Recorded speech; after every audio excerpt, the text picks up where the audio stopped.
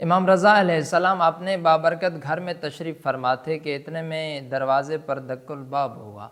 ابو سلط حربی نے اندر آنے کی اجازت طلب کی اور امام کے سامنے بیٹھ گیا۔ یہ ان دنوں کی بات ہے کہ جب ماہ شعبان کا چاند پوری آب و تاب کے ساتھ اپنی ٹھنڈی اور پیاری روشنی بکھیرنے کے بعد اب دوبارہ سمٹتا ہوا صورت ہلال کی طرف بڑھ رہا تھا۔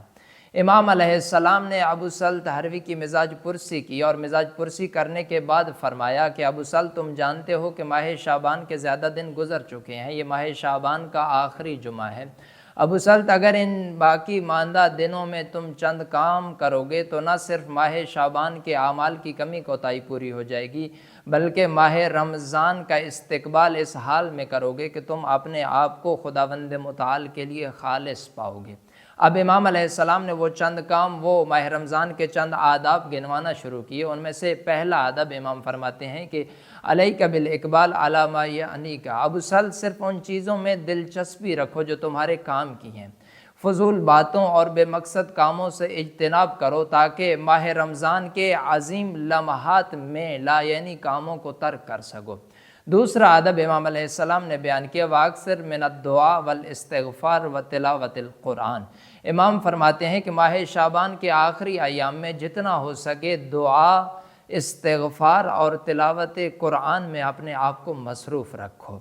تیسرا ادب امام علیہ السلام بیان کرتے ہیں کہ وَتُبْ إِلَى اللَّهِ مِن ذُنُوبِكَ، ماہ شعبان کے آخری ایام میں استغفار کرو، اپنے گناہوں کی معافی مانگو۔ توبہ کا تعلق صرف ماہ رمضان سے نہیں ہے، بلکہ تاکید یہ ہے کہ ماہ رمضان سے پہلے توبہ کے ذریعے اپنے آپ کو پاک و صاف کر کے، پاک و پاکیزہ کر کے ماہ رمضان میں لے کر جاؤ تاکہ ماہ رمضان کا حقیقی فائدہ اٹھا سکو، ماہ رمضان سے لذت حاصل کر سکو۔ چوتھا ادب یہ ہے کہ امام فرماتے ہیں کہ ماہ رمضان جیسے عظیم مہینے میں گناہوں کی غلاظت اور حقوق کی ادائیگی لے کر مت جانا، بلکہ ماہ شعبان کے آخری ایام کا بہترین استعمال یہ ہے کہ تمہاری گردن پر جتنے حقوق ہیں ان کو ادا کرو اور اس کے بعد ماہ رمضان میں داخل ہو جاؤ۔